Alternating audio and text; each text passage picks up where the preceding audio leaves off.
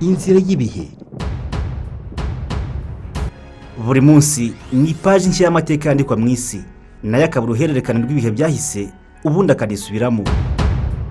Inzira y'ibihe, ikiganiro cy'amateka kuri radiyo Rwanda.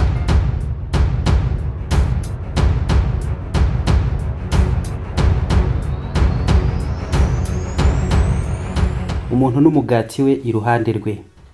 Iyi niyo ngingo tugarukaho mu kiganiro inzira y'ibihe cy'uyu munsi.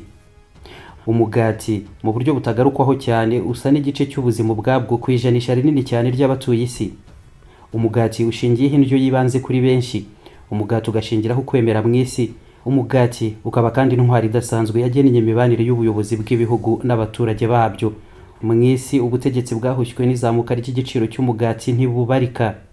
Umugati umaze imyaka ibihumbi bisaga 30 uribwa mu mateka y'abantu mu isi, ariko ibi byose bikaba ku kigero gitandukanye cyane kuko hari n'ibindi bice by'isi no mu Rwanda harimo aho uyu mugati udafite umwanya udasanzwe haba ku meza, mu mitekerereze, imyizerere n'imyemerere kimwe na filozofiya zose ubuzima bushingiyeho. Umuntu n'umugati w'iruhande rwe, amateka y'imyaka isaga ibihumbi 30 y'urukundo n'icyanga kitava mu minwa, kuko ubwabyo kuhava bisobanura intambara hatari hake mu bice bitandukanye by'isi. Ikaze muri iki kiganiro inzira y'ibihe kuri radiyo Rwanda. Ni Alphonse Muhire Munana.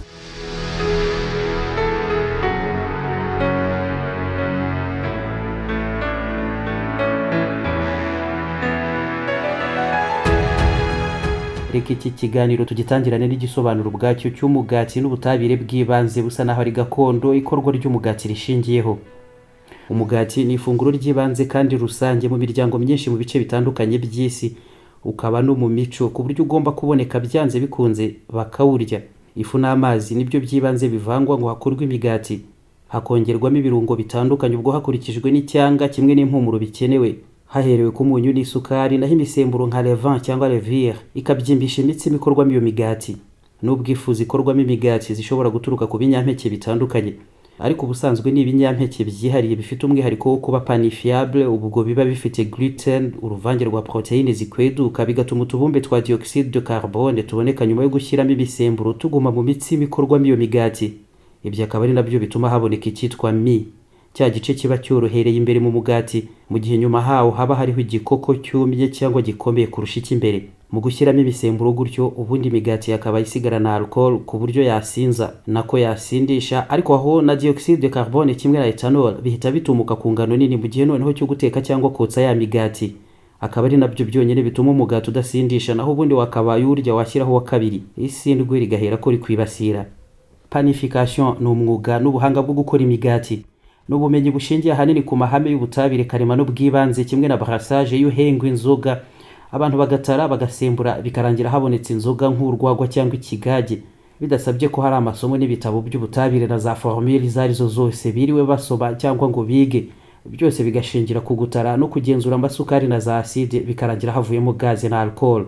Gukora imigati ubwabyo rero ni igikorwa cyabayeho kuva kera cyane nko kwenga amayoga, ariko bigenda nabwo bitezwa imbere mu ikoranabuhanga n'imirimo y'inganda.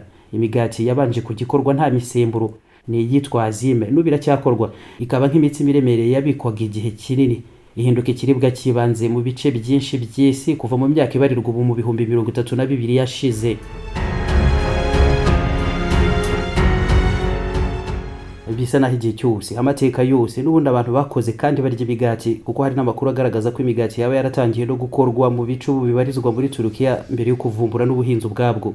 Nubwo abantu batahingaga ibinyampeke ntibyaburaga kuba biriho. Muri ibi bihe turimo rero, kuva muri iyo myaka n'imyaniko, urukundo rw'abantu ku migati ntabwo rwagabanutse na gato, ahubwo buri mwaka rwiyongera uko utashye.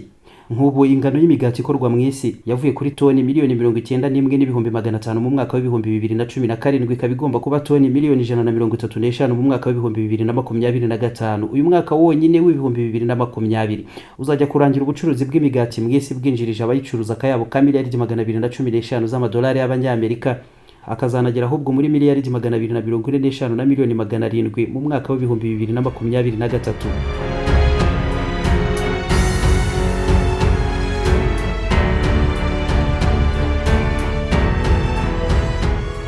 Hari aho kurya imigati cyangwa nanone ingano y'iyo babasha kugura no kurya bijyana n'ikigero cya mikoro bafite. Umugati ahubwo ugahinduka n'ikiribwa kidakenewe cyane. harebwe wenda nk'imyitwarire y'abanyarwanda imbere y'umugati. Iyo abantu bagiye ku kazi cyangwa n'ako kazi ubwako, ni igikorwa mu mvugo gihuzwa kenshi no gushaka umugati. Batirika njye gushaka umugati w'abana cyangwa wakibwa, nabyo barabivuga, bikamera nk'aho umugati ubwawo uhagarariye ibindi biribwa, kuko baba bavuga muri rusange ko bagiye gushaka amafaranga ngo urubyaro rutabura ibyo rurya. Ntibiba bivuga byanze bikunze ko ari imigati bagiye gushaka, kuko umugati atari uwa ngombwa cyane mu mirire y'abanyarwanda, n'ingano y'iyo barya ni nto cyane hagereranijwe n'ahandi bayishingiyeho indyo rusange. Mu Rwanda mu kigero kijya kwisumburaho cyane mu mijyi, aho niho umugati uribwa ku bwinshi nabwo bugereranije, kuko ari ku mafunguro ahanini mato y'igitondo. Ahandi ugasanga umugati ari nk'ikiribwa cy'amafiyeri n'inyongera itari ngombwa cyane, ku buryo usanga nk'ababyeyi bagurira abana imigati nk'igihembo ku rwego rumwe na za pipi. Abandi bakaba bayigurira nk'abarwayi bati yarwaye disi, nyabuna murebe uko mwamugurira utuntu turyoshye turimo n'agakati, murore ko yatora mitende.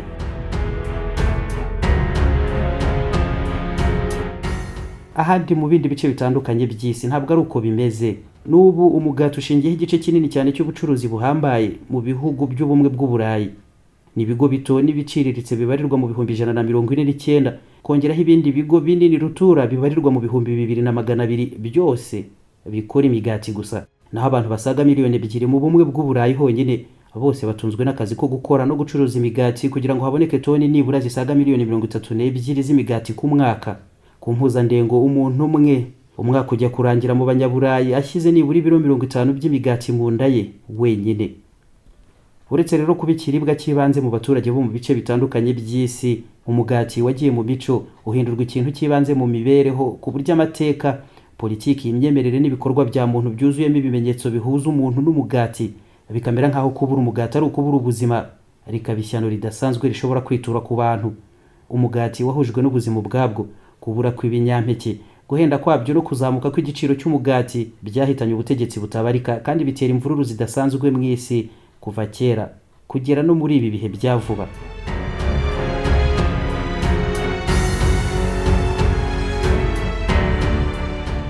Mu bihe by'abaromani hariho politiki y'abami b'abami yakubiwe mu nteruro imwe yamamaye: panem et circenses, du pain et des jeux, bread and circus.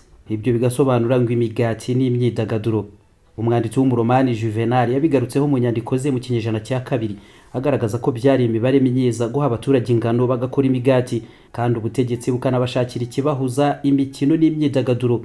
Ubwo ibyo bikaba bihagije bakumva bamerewe neza bakabihugiraho, kandi ubwo n'ubuzima bukaba bwagenze neza koko, ntibagire ibindi batera hejuru basaba ubutegetsi, ahubwo bikabishingiro ryo kubushyigikira byimazeyo. Bread and circus, umugati n'imyidagaduro n'ubundi n'imvugo igarukwaho cyane muri politiki. Iyo rimwe na rimwe harebwe ku mibanire y'ubutegetsi n'abaturage, icyo gihe hari abagerageza kugaragaza ko wenda hari nka bamwe mu b'inshabwenge mu bandi bigumira mu myidagaduro no kwibonera ibibatunga gusa, bagahama muri ibyo, ntibagire ibindi bya politiki bishoramo, cyangwa ngo bagire ibyo basaba ko byahinduka wenda mu gihe byaba bitagenda neza muri politiki z'ibihugu byabo, kandi nyine hari ibindi ubutegetsi budakora neza ku neza rusange z'ibihugu baba batuye.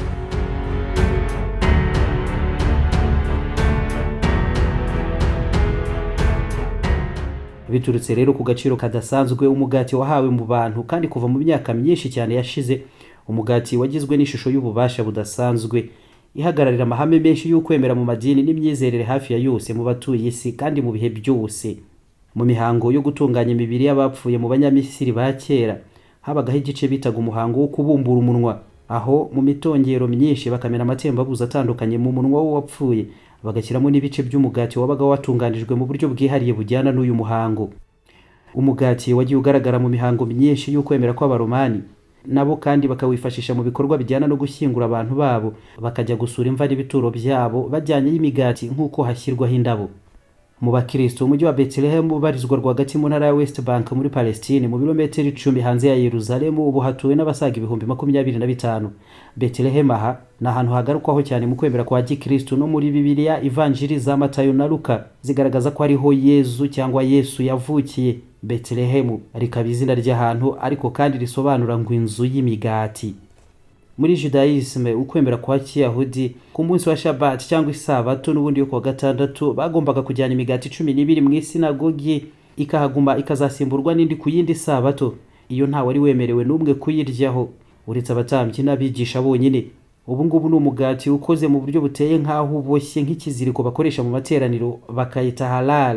Naho indi migati yazime ya indi itabamo imisemburo bo bita mitsa niyo muri judaisme bakoresha mu kwibuka iyimuka Misiri no kwizihiza Pasika. Umugati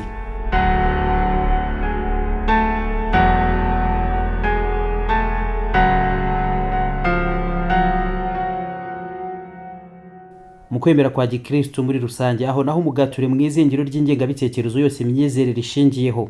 Umuhanuzi Elisa wari umwigishwa wa Eliya ubwo yerekezaga Gilgal, nk'uko bigarukwaho muri Bibiliya mu gitabo cy'Abami cya 2 igice cya 4 kuva ku murongo wa 38 kugera kuri 44, yakoze ibitangaza byinshi birimo no gutubura imigati kimwe n'ibyatsi bitaribwa byose arabihumanura barabirya, akiza inzara ubwoko bw'Uwiteka. Ibitangaza yakoraga ngo byateguraga amaza ya Yezu Kristo muri uwo mujyi w'ibitangaza, maze Yezu nawe aza kubisubiramo hafi mu buryo buteye kimwe neza na Elisa ubwo yanyuraga mu nkengero z'ikiyaga cya Tiberiyade muri Galileya mu bihe bya Pasika, atubura imigati nanone nawe nk'uko bigarukwaho mu Ivanjiri ya Yohani igice cya 6 kuva ku murongo wa 1 kugera ku wa 16.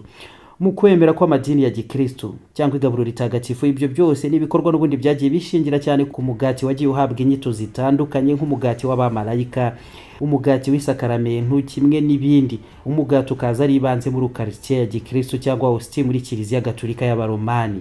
Mu makoraniro n'ibice byinshi bya gikristo mu bisigaye ari nk'amadini menshi nayo yihariye ariko byose bya gikristo, umugati n'ubundi bakawuhuriraho bose nta kabuza bashingiye no kuri Bibiliya, kuko Yezu ubwe none habibabwirira rimwe muri rusange ko nawe ari umugati w'ubuzima. Mu Ivanjiri ya Yohani igice cya 6 umurongo wa 35 ati ndi umugati w'ubugingo, uzaho ndi ntazigera asonza bibaho, nunyizera ntazagira inyota na hato. Ibyo bikaza byongera no kuba yaravukiye i Bethlehem hitwa inzu y'imigati, nawe none hakaza avuga ko ari umugati, bigahuzwa bityo n'umugati, umugati ugahinduka umugati nanone mu kwemera gutandukanye kw'abatuye isi.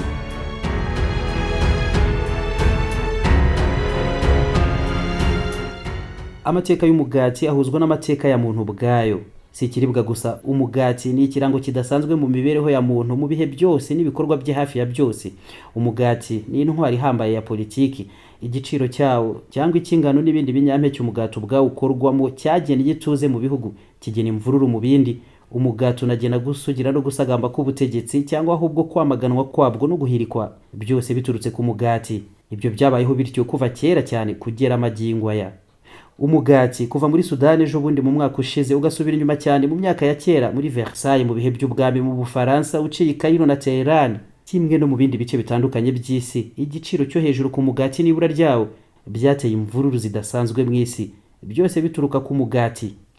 Impinduramatwara z'Abafaransa mu 1789 zahinduye byinshi muri iki gihugu kimwe no mu Burayi muri rusange, birangira zinakomotseho amahame shingiro yakwirakwiye mu isi hose mu mitegekere n'uburenganzira bw'abaturage imbere y'ubutegetsi nyirizina, kimwe nanone n'imibanire hagati y'ubwo butegetsi na rubanda basanzwe.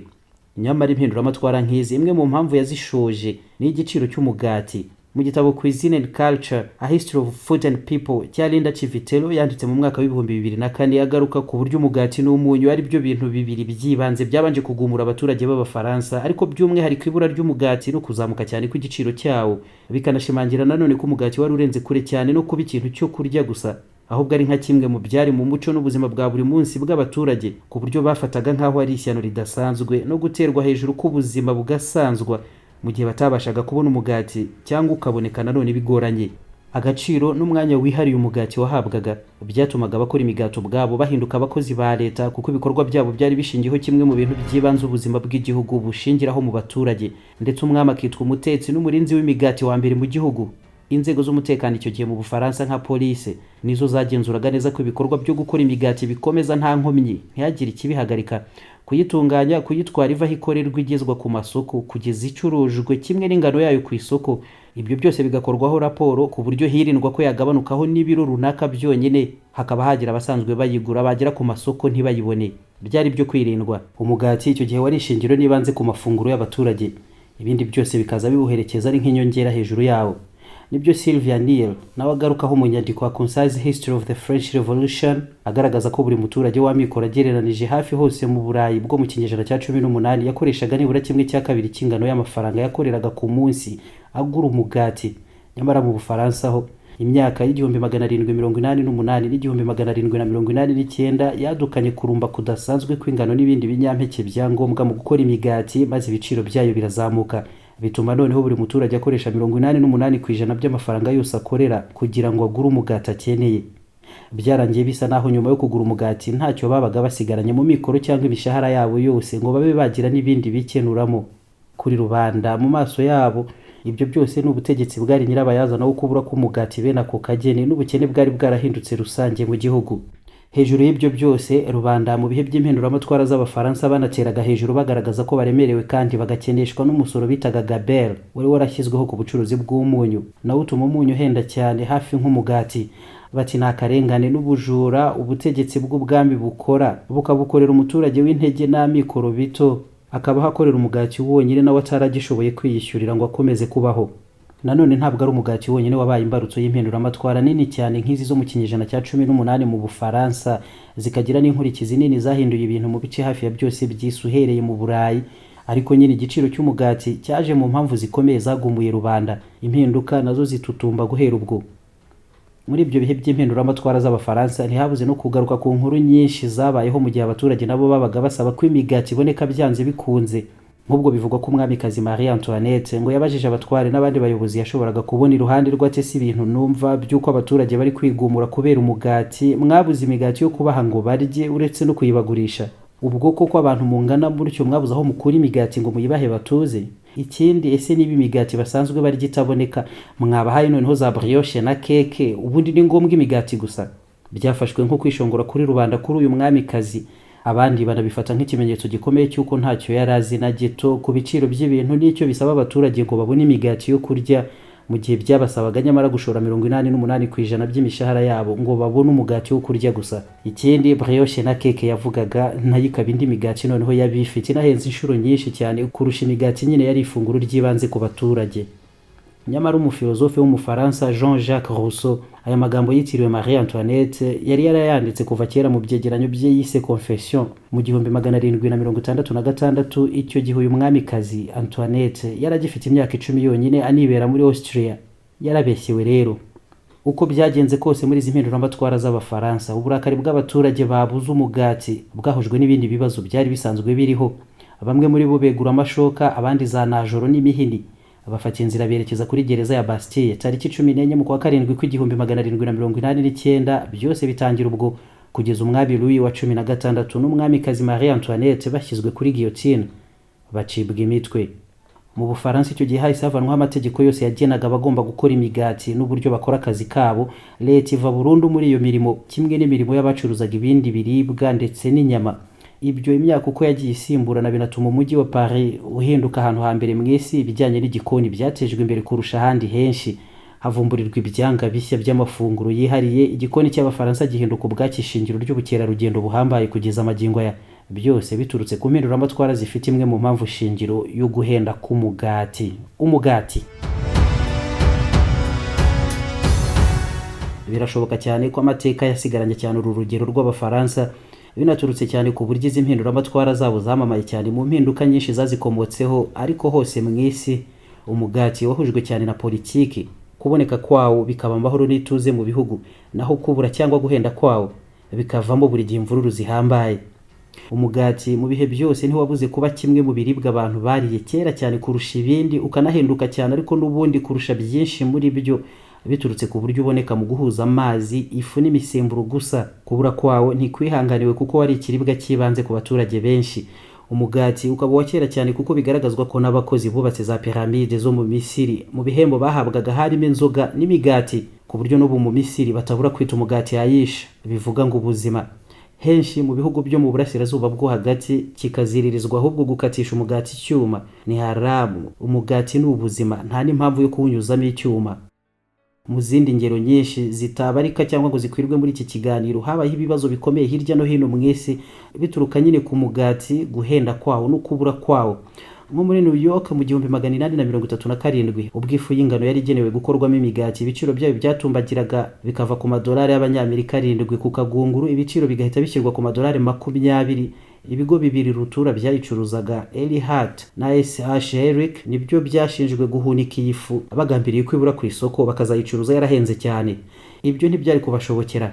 Rubanda bateye hejuru imigati imaze kubura, abagaba ibitero bikomeye ku bubiko bw'ibi bigo barabusenya, byinshi birasahurwa, bitera n'imidugararo ikomeye ku buryo icyo gihe byasabye ko ingabo zo muri regiment ya 7 arizo zitabara kugira ngo haboneke ituze. Mu bice bya Amerika uretse muri New York, ibi byongeye nanone kubaho mu bice bya Richmond muri Virginia mu 1863. Ikivunge cy'ibihumbi by'abagore beguye amashoka ari benshi cyane, bagenda baririmba bati bread or blood, umugati cyangwa amaraso, bivuga ko bari biteguye kurwana cyangwa intambara ikaduka niba umugati utabonetse, cyangwa ngo ureke nanone guhenda bakomeze kuwubona mu ngo batarinze bagoka, cyangwa ngo uhende ku buryo babubona biyushya kuya nk'uko byari bimaze kugenda muri iyo minsi. Byose byari biturutse ku buryo ifu ubwayo yo gukoramo imigati yari imaze guhenda inshuro 10 mu gihe cy'imyaka 2 yonyine, kandi ngo bagakomeza gusaba ko hagira igikorwa ngo bigabanuke, ariko ntibyitabwaho. Barigumuye rero kandi basenya byinshi. Imigati n'ifu aho byari bibitswe barasahura, haduka imvururu zitoroshye icyo gihe nabwo muri Richmond. Uretse mu Burayi no muri Amerika, izindi ngero nazo ziboneka hose mu isi ndetse no mu bihe bya vuba cyane no muri Afrika y'ubwaho. Aha hagarukwa ku ngero nko mu Misiri, naho imvururu zishingiye ku mugati zadutse mu 1977. Byose byari biturutse ku kuba leta yararetse gukomeza gufata igice cy'ibiribwa by'ibanze, ingano n'imigati nk'icy'ingenzi yakomeza gushyigikira ikanatera inkunga ishoramo amafaranga. Rubanda rw'Abanyamisiri ibyo bakibimenya bahise biha imihanda batera hejuru. Amagana muri bo barishwe muri iyo myigaragambyo, abandi barakomereka, ariko imyigaragambyo irakomeza mu minsi 2 yakurikiranye kugeza ubutegetsi bwemeye nanone kongera gushyira ingano n'ifu ikorwamo imigati ku rutonde rw'ibikorwa igomba gushoramo amafaranga, igashyigikira ibikorwa byose bituma imigati itabura mu gihugu cyangwa ngo ihende. Hari inkubiri ishingiye ku mvururu n'imyigaragambyo yabayemo impinduramatwara zikomeye za rubanda byahushywe ubutegetsi bwinshi mu bihugu by'Abarabu kuva mu 2008 kugera mu 2011. Muri izi mpinduramatwara zose kuva mu 2008 mu Misiri nanone haje kwaduka izamuka ridasanzwe ry'ibiciro by'imigati. Ibyo byongeraho n'izamuka rusange ry'ibiciro mu gihugu. Byibutsa cyane uko byari byaragenze mu myaka 31 yari yarabanje, bikomotse n'ubundi ku kubura kw'ingano n'ifu zo gukoramo imigati. Byari ibibazo bikomeye mu gihe abaturage b'amikoro aciriritse ibiribwa by'ibanze ku meza yabo byari byiganjemo imigati. Ifu yo kuyikoramo yavuye ku madolari y'abanyamerika 3.14 ku biri jana, ishyirwa ku kanya ku madolari 377. N'izamuka ritapfa kubonerwa ibisobanura ku kanya, mu gihe nyamara 40% by'abanyamisiri bose babagaho mu bukene. Amafunguro rusange kuri bo nta handi bayabona atari ku migati nyirizina. Ubuzima kuri bo bwasaga n'ubutagishoboka mu gihe cyose leta ubwayo itashora amafaranga mu bikorwa bituma umugati udahenda mu gihugu. Imyigaragambyo yakwiriye igihugu cyose, nanone hicwa benshi. Byageze mu 2010 ikibazo cyo guhenda k'umugati ari cyo gikomeye muri politiki yose y'imibereho, kimwe n'imibanire y'abaturage n'ubutegetsi mu Misiri no mu bindi bihugu bituranye. Ibyo byose ni nabyo byarinze bigeza mu mvururu rusange mu kwigaragambya kudasanzwe kwahurizaga igice kinini cy'abaturage mu mihanda kugeza ubutegetsi bwa Wahiritse buhiritswe mu 2011. Bwahindutse urugero rumwe gusa kuko byahise binakwirakwira mu bindi bihugu byinshi by'Abarabu, naho ubutegetsi burahirikwa bivamo icyiswe Arab Spring. Impinduramatwara rusange zahinduye ubutegetsi bwinshi muri ibyo bihugu kuva mu 2008 kugera mu 2011. Impamvu z'impinduramatwara nk'izi zabaye nyinshi, ariko mu mizi n'ishingiro rya byose umugati wabigizemo uruhare rwawo rwihariye. Nanone imvururu n'intambara bimaze igihe muri Syria kugeza amagingo aya, ndetse n'ingabo z'amahanga asanzwe ahanganye ubwayo hagati yayo nazo zikerekezayo. Mu mpamvu za kure nabyo hari aho bihurira n'ibiciro by'umugati. Mu bihe by'impinduramatwara twagarutseho mu bihugu byinshi by'Abarabu, Syria mu bice barizwamo nicyo gihugu cyonyine cyari gifite ukwihaza mu biribwa, hakaboneka ingano zihagije kurusha ahandi mu bihe birebire. Kuva rero mu 2006 kugera mu 2009, aho naho amapfa n'imihindagurikire y'ikirere byatumye ingano n'ibindi biribwa bibura birahenda cyane. Abahinzi ku nshuro ya mbere nabo bagiye mu mihanda bavuga ko leta nta politiki zihamye yashinze ngo hagire igikorwa. Perezida Bashir al-Assad nawe mu guhangana n'aba batangiye kumwamagana baricyo bakigarurira n'ibice bimwe by'igihugu. Ibitero bya mbere bya leta yabigabye bigambirira kwigarurira ibice byabarizwagamo inganda nini z'imigati mu gihugu. Muri rusange bigasa n'ibitangaje cyangwa bikagaragaza nanone ukuntu ibintu bihinduka rimwe na rimwe mu mateka, bikaba ikinyuranyo cy'icyo byahoze ari cyo. ibihugu nka Syria na Misiri byombi bifite amateka maremare mu iterambere rya muntu mu isi muri rusange biturutse ku kuba bibarizwa mu bice byadutsemo ubuhinzi bugakorwa mu myaka myinshi mbere y'ahandi. Ibinyampeke no gukora imigati muri ubwo buryo bigatuma hahinduka ibice byamenyekanye cyane kuri iyi ngingo yo kwihaza mu biribwa no kugira uruhare mu guhindura ahubwo indyo yose ikiremwa muntu cyahisemo. Nibyo bice noneho ahubwo mu myaka ya vuba byabayemo ibibazo bikomeye bishingiye nko ku ibura ry'uyu mugati twagarutseho muri iki kiganiro.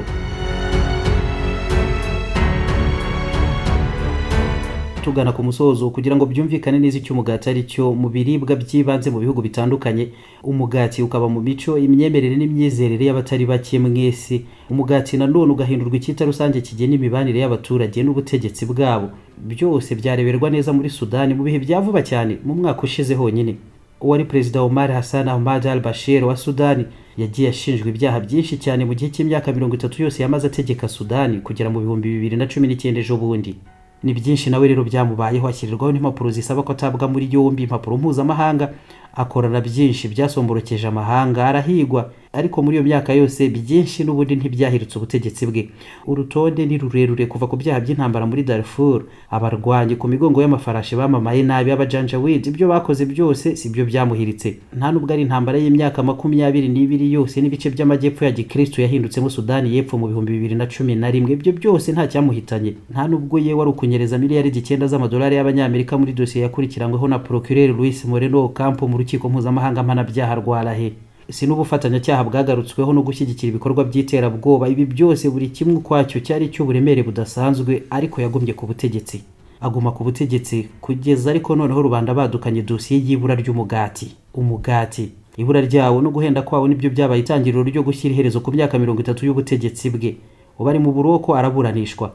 Muri Sudani icyo gihe hadutse izamuka rusange ry'ibiciro rigera muri 40%. Ubutegetsi bwa Bashir guhera mu bihumbi 2018 icyo gihe bugongana bitoroshye n'imyigaragambyo yahurije hamwe ibihumbi byinshi by'abaturage kugera ku murwa mukuru. Bitangira icyifuzo cy'ibanze ari umugati. Kubona umugati bitabahenze nk'uko byari bimaze kugenda. Haherwa ku mugati, ariko noneho batera hejuru banagaragaza ko politiki zose z'ubukungu ngo zazambye, ibicuruzwa nabyo by'ibanze bigahenda. Kubw'ibyo bagasaba ko Bashir ava ku butegetsi kandi batazarekeraho kwigaragambya batyo atagiye. Nawe ibyo kugenda ntiyabikozwaga. Nuko byose byagenze, abasirikare babijyamo bamuhirika mu izina ry'abo baturage batakimushaka nk'umutegetsi wabo, hafi nk'uko biherutse kugendekera Ibrahim Boubacar Keita muri Mali. Byose icyo gihe muri Sudani bituruka ku giciro cy'umugati. Ni ibyejo bundi mu bihumbi 2019. Mu bice byinshi mu isi amateka y'umugati n'umuntu n'ubuzima bwabwo, urukundo n'imibanire ihoraho. Gutandukanya umuntu n'umugati ntibishoboka muri ibyo bice binini by'isi kugeza amagingo aya. Icyo gihe ni intambara yeruye bihadutse. Umugati n'umuntu. Mu mateka y'Abanyarwanda bo bavuze imitsima ikanabikwa igasigasirwa ku buryo yanaribwa imaze igihe. Bararitse bavuga imitsima bifashishije ifu z'ibinyampeke bitandukanye, hakaba n'indashyikirwa rucakarara y'amasaka n'indi mitsima y'uburo n'ibindi binyampeke.